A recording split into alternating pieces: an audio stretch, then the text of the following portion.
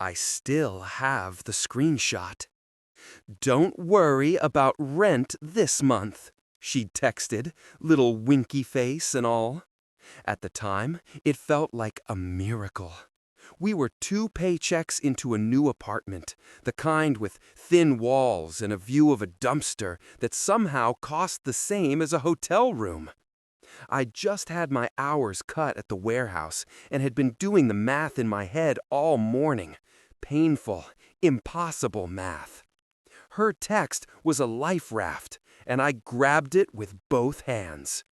"How?" I wrote back, because I'm not completely stupid.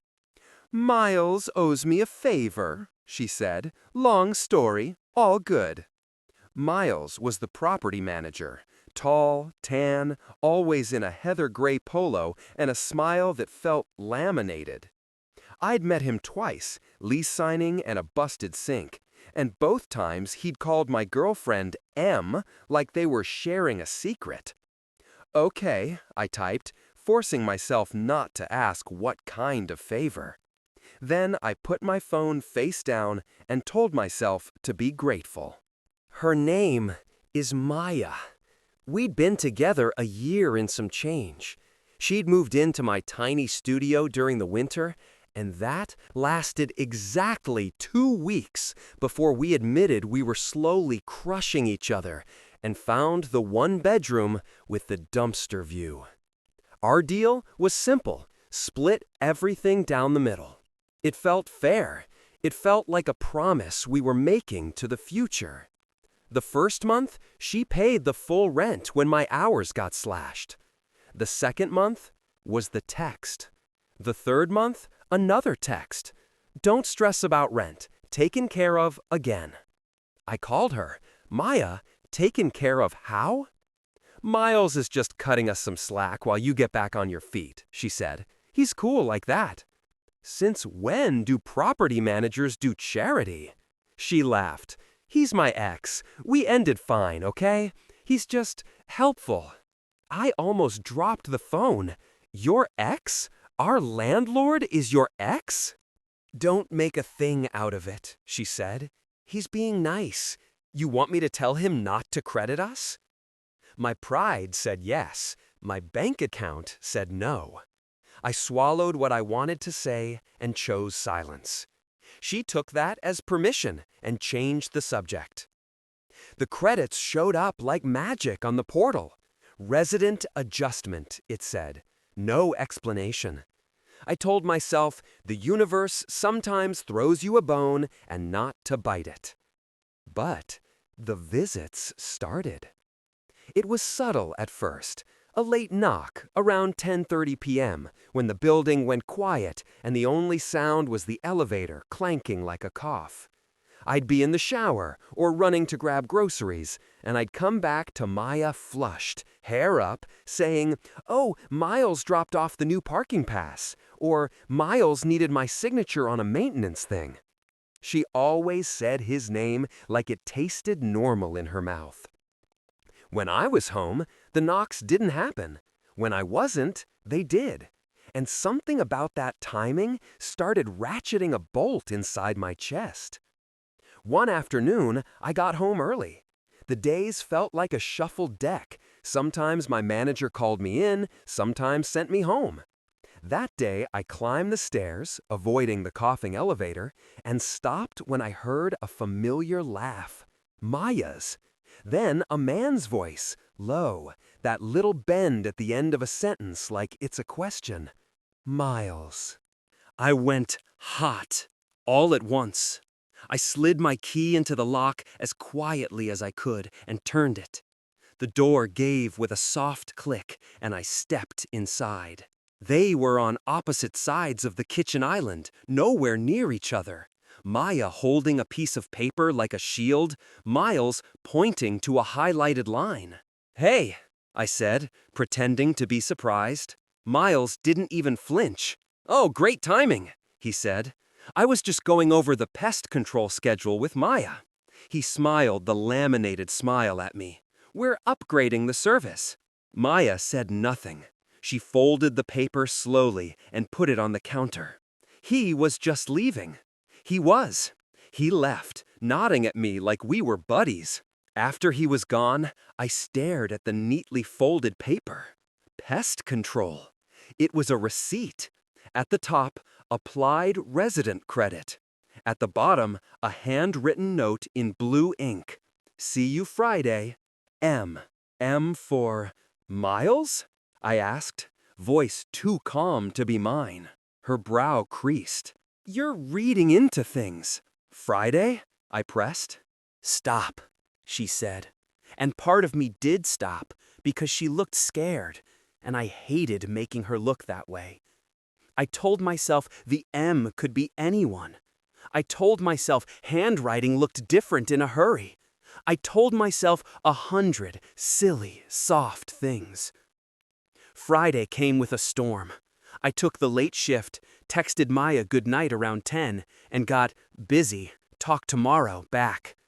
The storm rattled the windows, and in the near slip of midnight, I imagined our hallway, imagined MV02 flickering above our door, imagined the laminated smile opening it. I left work early. I don't even know if I told anyone. I drove through rain so heavy the wipers felt like rumors, and ran the stairs 2 at a time. Our door wasn't locked. I stood there with my hand on the knob, and for 2 brutally long seconds told myself I'd imagined the unlatched give. Then I went inside. Maya was alone on the couch, Netflix menu blinking in blue over her. Her hair was wet, like she'd just showered. Hey, she said, too bright. You're early. I checked the bedroom. Empty. Bathroom? The steam is still curling under the door. I opened it. 2 towels are damp on the rack, 2 water lines snaking the mirror. My throat felt like it was full of grit. Miles was here, I said. Miles is the property manager, she said. He drops by sometimes. At midnight? It's storming. He was making sure the windows weren't leaking. From the inside? She flinched like I'd thrown something. Don't be gross. The first lie is usually small. It needs company to survive. After that night, the credits made my skin crawl. Every time I logged in and saw resident adjustment, I felt like I was reading idiot. I started collecting proof because I didn't trust my memory. I bought a $20 hallway camera on a marketplace app and stuck it in a dying plant by the door. I told myself I was crazy, even as I did it. The plant saw everything. Miles, Friday after Friday. Miles, Tuesdays too, around 10. Miles with his code to the front gate and his laminated smile, pointed at our peephole. Sometimes he brought a folder. Sometimes he brought nothing and left 40 minutes later. I scrolled the videos alone in my car during lunch breaks and felt my teeth ache. I wasn't sleeping. I wasn't eating well. I was becoming a detective in a story I didn't want to be in. The last straw wasn't a video. It was a receipt. The narration asked me to send a photo of the rent balance. I opened the portal and saw not 1, but 3 credits in the last 2 weeks. And next to each was a digital note, PA. The same blue ink handwriting was scanned into the system. I clicked details. The initials weren't random. Personal adjustment, it read. I didn't text Maya. I printed the screenshots at a copy store by the bus depot. I printed stills from the hallway footage. I stapled it like a case file, my hands shaking so hard the staples went crooked. Then I went to the apartment office. The office smelled like coffee and carpet cleaner. 2 tenants sat in plastic chairs complaining about the laundry room card readers. Behind the counter, a receptionist looked bored. And then Miles came out from the back, flipping through a folder. "Hey," he said, light like a tune. "What can we do for you today?" "You can stop sleeping with my girlfriend for rent credits," I said. My voice came out steadier than I felt. The receptionist snapped her eyes up. The tenants went dead silent. I put the stack of papers on the counter. The top page was the screenshot. The second was a still. Miles at our door, time-stamped 11:43 p.m. The third was a note. See you Friday. M. He didn't grab the stack. He stared at it like it was barking. Then he glanced at the doorway to the back, and there, like a stage cue, Maya appeared. She'd been in his office. My world tilted a few degrees, and I had to lock my knees to keep standing. "Don't do this," Maya whispered. "Do what?" I asked. "Tell the truth out loud?"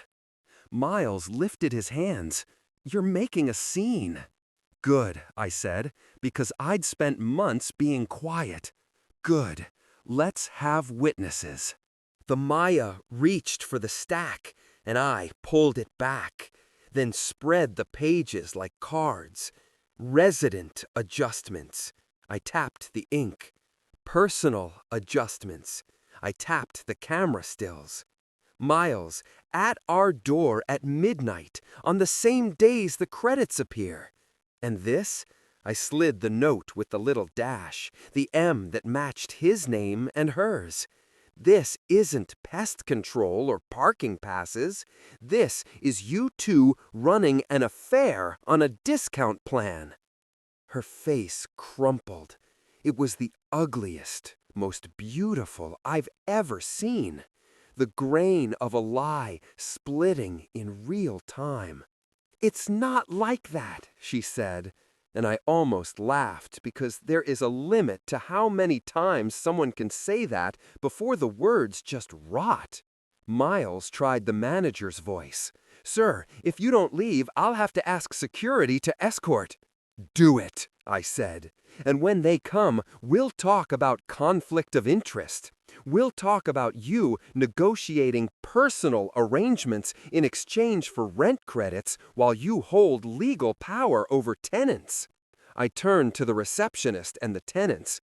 "We'll talk about how many other adjustments are like this." The receptionist had her phone half raised. The tenants were whispering. Someone in the back moved. The building supervisor? Maybe? Or God? Maya grabbed my sleeve. "Can we talk somewhere else?" "We had somewhere else," I said softly. "We had our home." Security didn't come. The building supervisor did. He took the stack. He asked to step into the back. Miles argued in a hiss.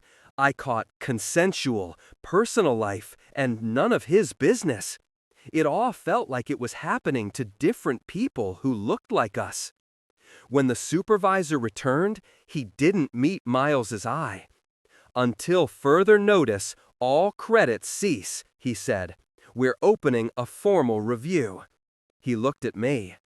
"I'll need copies of those videos." The narration started to cry. "Please," she said, to no one in particular, and maybe to everyone. "Please." I looked at her and saw our first grocery run, our hands touching over a jar of pasta sauce. I saw days off, and her hair in my hoodie, and the way we'd pointed at dogs on the street and given them ridiculous names.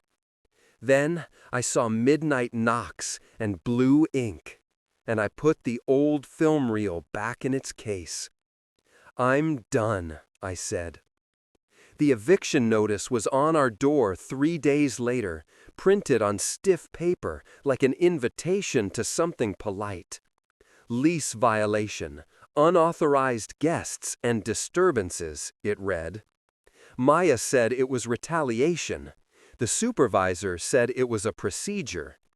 I took my half of the couch, my coffee mugs, my plant with the secret camera, and I left. Later, I heard from a neighbor that Miles lost his job. Corporate didn't like formal reviews with screenshots attached. Maybe it was karma. Maybe it was just a company protecting its name. Either way, the laminated smile peeled off. Maya texted me twice after I moved out. Once, "I'm sorry." Once, "I never meant for it to be like that." I didn't reply. There's nothing to add to a sentence like that. Sometimes I still open the old screenshot, not because I miss her, but because it reminds me of the precise shape of a boundary. It looks like a stack of receipts with blue ink. It sounds like a midnight knock. And it feels, honestly, like a door finally locked from the inside.